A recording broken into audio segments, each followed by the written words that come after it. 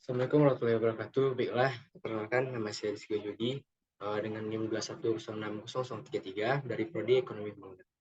Baiklah, pada kesempatan kali ini saya akan melanjutkan pembahasan pada mata kuliah statistika lanjutan bab 13 mengenai pengujian hipotesis sampel besar. Pada bab 12 sudah dibahas tentang pendugaan, yaitu mengenai informasi statistik sampel untuk menyusun dugaan interval terhadap nilai parameter populasi yang tidak diketahui. Sebagai nilai dugaan yang baik, tidak bias, efisien, dan konsisten. Tentunya diharapkan nilai dugaan tersebut sama atau mendekati nilai yang sesungguhnya. Pada bab ini akan dibahas salah satu aspek statistik inferensi, yaitu pengujian hipotesis. Hipotesis lanjut pada pengertian teori dan penggunaan pendugaan. Hipotesis. Hipotesis pada dasarnya merupakan suatu jawaban sementara atau preposisi yang dianggap benar dan dijadikan dasar bagi pengambil keputusan. Hipotesis sebenarnya disusun berdasarkan data, akan tetapi karena data tersebut dihasilkan dari sampel yang mempunyai probabilitas, sehingga hasilnya bisa saja benar atau salah. Oleh sebab itu, sebuah hipotesis sebelum menjadi keputusan haruslah diuji terlebih dahulu dengan menggunakan data observasi. Dan hipotesis adalah suatu pernyataan mengenai nilai suatu parameter populasi yang dimaksudkan untuk pengujian dan berguna untuk pengambil keputusan. Definisi pengujian hipotesis. Pengujian hipotesis adalah prosedur yang didasarkan pada bukti sampel yang dipakai untuk menentukan apakah hipotesis merupakan suatu pernyataan yang wajar dan oleh karena tidak ditolak, atau hipotesis tersebut tidak wajar dan oleh karena tidak harus ditolak. Setelah kita memahami mengenai pengertian dan definisi mengenai hipotesis dan juga pengujian hipotesis, selanjutnya kita akan membahas mengenai prosedur pengujian hipotesis. Jika kita lihat pada layar, prosedur pengujian hipotesis dimulai pada langkah pertama. Yang pertama, kita merumuskan hipotesis. Setelah hipotesis tersebut kita rumuskan, selanjutnya kita akan menentukan taraf nyata probabilitas menolak hipotesis. Apakah hipotesis tersebut layak dilanjutkan atau tidak. Yang ketiga, menentukan uji statistik. Alat uji statistik seperti lambang Z, T, F, T kuadrat, dan lain-lainnya. Yang keempat, menentukan daerah keputusan, di mana daerah hipotesis 0 diterima atau ditolak. Yang kelima, langkah mengambil keputusan, langkah menerima atau menolak hipotesis yang telah diajukan tersebut dari langkah pertama. Menurut God and Sketch menyatakan bahwa hipotesis adalah sebuah dugaan atau referensi yang dirumuskan serta diterima untuk sementara yang dapat menerangkan fakta-fakta yang diamati dan digunakan sebagai petunjuk dalam pengambilan keputusan. Sedangkan menurut Carl Linger menyatakan bahwa hipotesis adalah pernyataan yang bersifat dugaan dari hubungan antara dua atau lebih variabel. Dan yang terakhir dari Lin, hipotesis adalah suatu pernyataan mengenai nilai suatu parameter populasi yang dimasukkan untuk pengujian dan berguna untuk mengambil keputusan. Dan contoh-contoh yang dapat digambarkan secara sederhananya, contoh perumusan hipotesis. Yang pertama, ada rata-rata hasil investasi dari reksadana saham. Yang kedua, rata-rata produksi TV di PT LG Electronic misalnya. Dan rata-rata jumlah penduduk miskin yang di Indonesia. Lanjutkan, menentukan tarif nyata.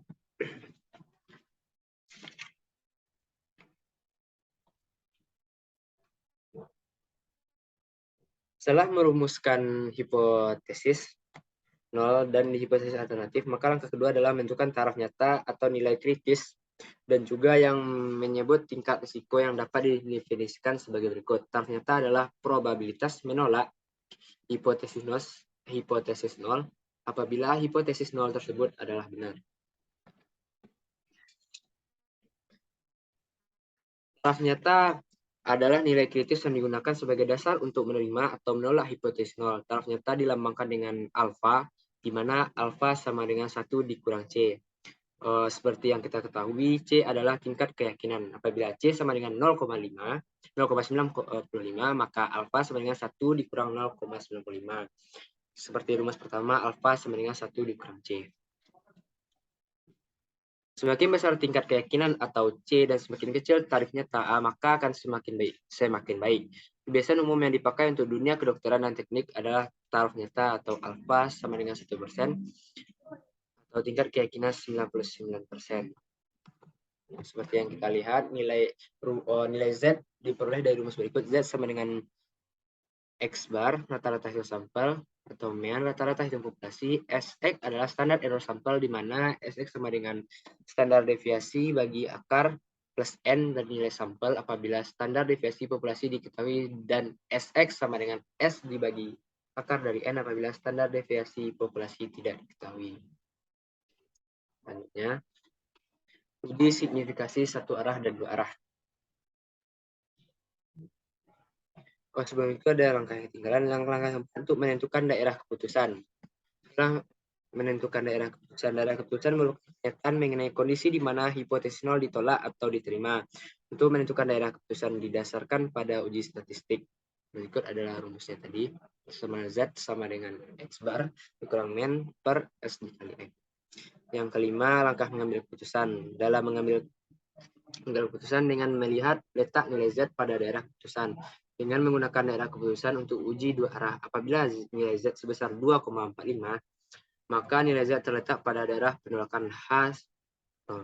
Dan keputusannya adalah menolak H0 dan menerima H1. Penolakan H0 terjadi karena nilai Z berada di luar daerah penerimaan H0, yaitu dengan nilai Z antara negatif 1,96 sampai 1,96.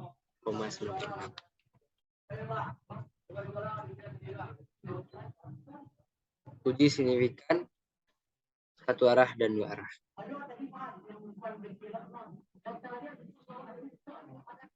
Pada langkah keempat, prosedur pengujian hipotesis sudah disinggung pengujian satu arah dan dua arah. Pengujian satu arah adalah beberapa daerah penolakan H0 hanya satu, yaitu terletak di ujung sebelah kanan saja atau ujung sebelah kiri saja. Oleh karena hanya ada satu daerah penolakan, berarti luas daerah penolakan tersebut sebesar taraf nyata, yaitu alfa. Dan untuk nilai kritisnya biasa ditulis dengan Z alfa. Sedangkan pengujian dua arah adalah daerah penolakan H0. Ada dua daerah, yaitu terletak di ujung sebelah kanan dan sebelah kiri. Karena mempunyai dua arah, maka masing-masing daerah mempunyai luas 1/2 dari tarif nyata yang dilambangkan dengan 1/2 alfa, dan nilai kritis biasa dilambangkan dengan Z 1/2 alfa. Seperti yang kita lihat pada slide. Yang pertama, gambar pertama adalah pengujian uji satu arah. Gambar yang diarsir adalah daerah penolakan alfa karena melebihi 1,65.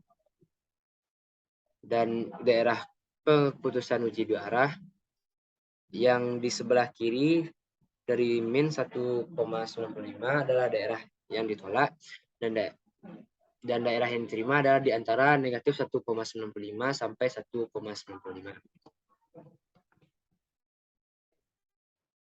Berikut adalah contoh uji signifikasi penggunaan tanda lebih besar dan lebih kecil.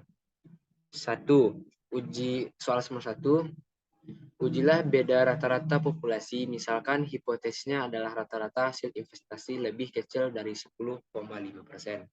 Maka perumusan hipotesisnya menjadi H2 sama dengan min kecil kurang dari 10,5, H1 sama dengan min besar dari 10,5. Untuk tanda kecil sama, kecil lebih kurang dari pada H0 menunjukkan daerah penerimaan H0, sedangkan tanda besar pada H1 menunjukkan daerah penolakan di sebelah ekor kanan seperti gambar A tadi.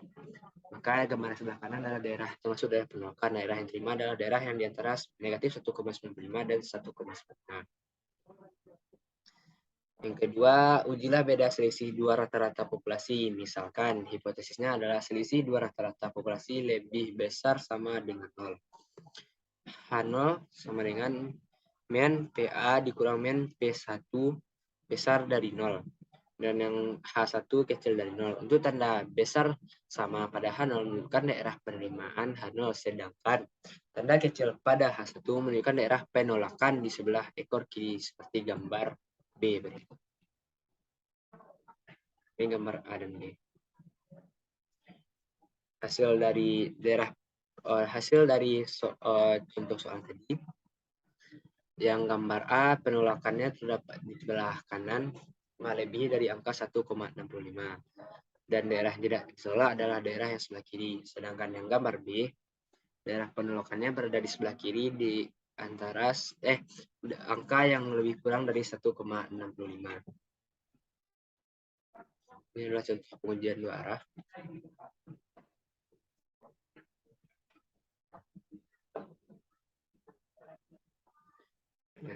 Selanjutnya pengujian hipotesis rata-rata dan proporsi sampel besar.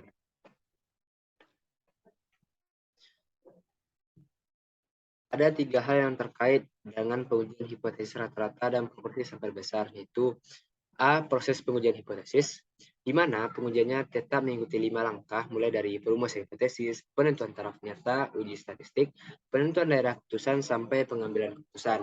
Yang B, yang diuji dalam hal ini adalah rata-rata populasi dan proporsi dari populasi, serta C. Sampel besar. Sampel besar adalah sampel yang berukuran 30 atau lebih. Dengan penggunaan sampel besar diharapkan akan mendekati distribusi normal, sehingga dapat digunakan nilai dan uji Z yang dirumuskan tadi. Ini adalah contoh perusahaan reksadana menyatakan bahwa hasil investasi reksadana saham sepanjang 2014 rata-rata mencapai 10,5%. Untuk menguji apakah pernyataan tersebut benar, maka lembaga konsultan Humanica Consultindo mengadakan penelitian pada 30 perusahaan reksadana.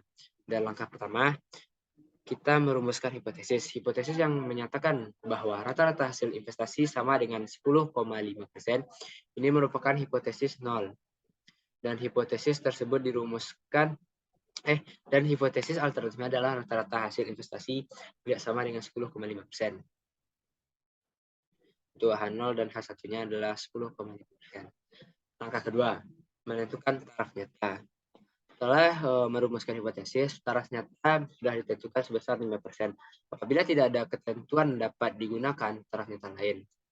Taraf nyata 5% menunjukkan probabilitas menolak hipotesis yang benar 5%, sedangkan probabilitas menerima hipotesis yang benar 95%.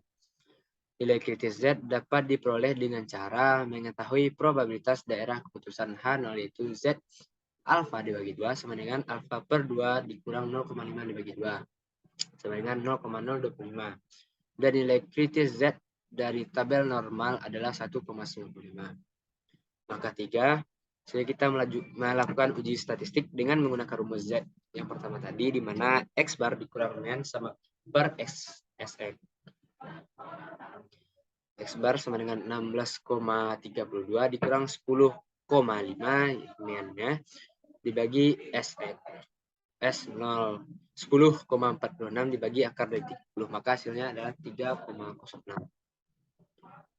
Berikut adalah penampakan dari hasil angka 3, di mana daerah penolakan H0 adalah angka dibalik negatif 1,96 dan daerah penolakan H0 lagi adalah 1,96 ke atas. Maka daerah yang tidak ditolak adalah daerah antara negatif 1,96 sampai 1,96. Maka kelima, langkah terakhir itu mengambil keputusan. Setelah nilai uji Z didapatkan dan nilai Z ternyata terletak pada daerah penolakan H0, nilai uji Z sama dengan 3,04 terletak di sebelah kanan 1,96. Oleh sebab itu dapat disimpulkan bahwa menolak H0 dan menerima H1 sehingga pernyataan bahwa hasil rata-rata reksadana saham dengan 10,5% tidak terbukti. Menguji selanjutnya, setelah menguji hipotesis rata-rata proporsi sampel besar, jadi kita akan menguji hipotesis selisih rata-rata dan proporsi sampel besar. Distribusi sampling dari selisih rata-rata proporsi memiliki distribusi normal dan mempunyai standar deviasi sebagai berikut. Pertama, standar deviasi selisih dua populasi, standar deviasi populasi 1, standar deviasi populasi 2, N1 jumlah sampel pada populasi 1, dan N2 adalah jumlah sampel pada populasi kedua.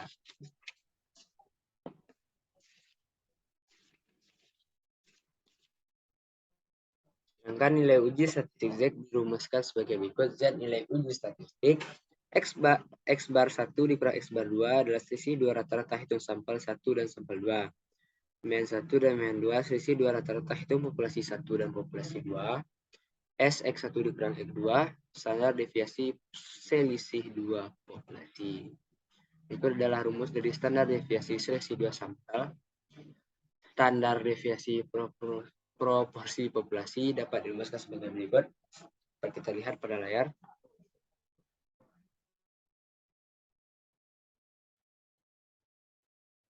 Berikut adalah contoh soal uji satu arah selisih proporsi. Langkah pertamanya seperti yang tadi. Yang pertama kita merumuskan hipotesis.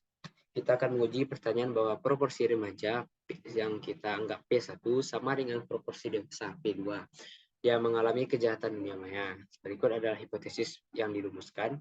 Yang kedua, menentukan taraf nyata. Taraf nyata sudah ditentukan sebesar 5%. Langkah ketiga, melakukan uji statistik dengan menggunakan rumus Z untuk sisi dua proporsi sampel.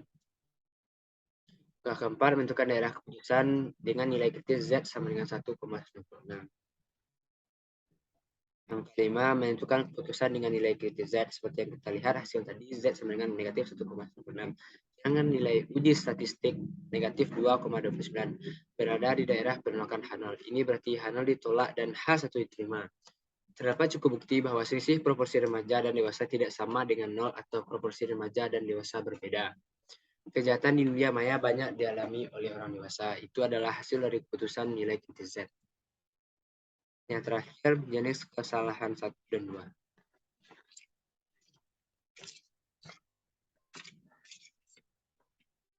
Pada subbab 13 dan 13.5 dan 13.65 melalui suatu proses pengujian statistik dapat ditarik keputusan apakah akan menerima H0 atau menolak H0. Dasar dari penarikan kesimpulan tersebut adalah sampel sehingga dapat ditarik suatu kesimpulan yang benar jika H0 benar H0 akan diterima.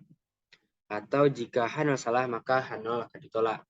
Pada kenyataannya bisa terjadi penolakan dan penerimaan. Kejadian pertama yaitu penolakan padahal H0 benar disebut dengan jenis kesalahan 1 dan probabilitas dari kesalahan jenis 1 dilambangkan dengan alfa. Kesalahan jenis 1 adalah apabila keputusan menolak H0 padahal seharusnya H0 benar. Kesalahan jenis 2 adalah apabila keputusan menerima H0 padahal H0 salah.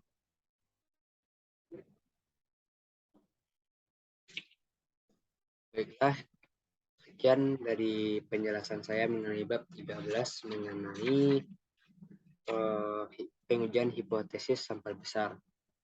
Sekian yang dapat saya sampaikan. Terlebih terkurang saya mohon maaf. Saya sudahi dengan Assalamualaikum warahmatullahi wabarakatuh.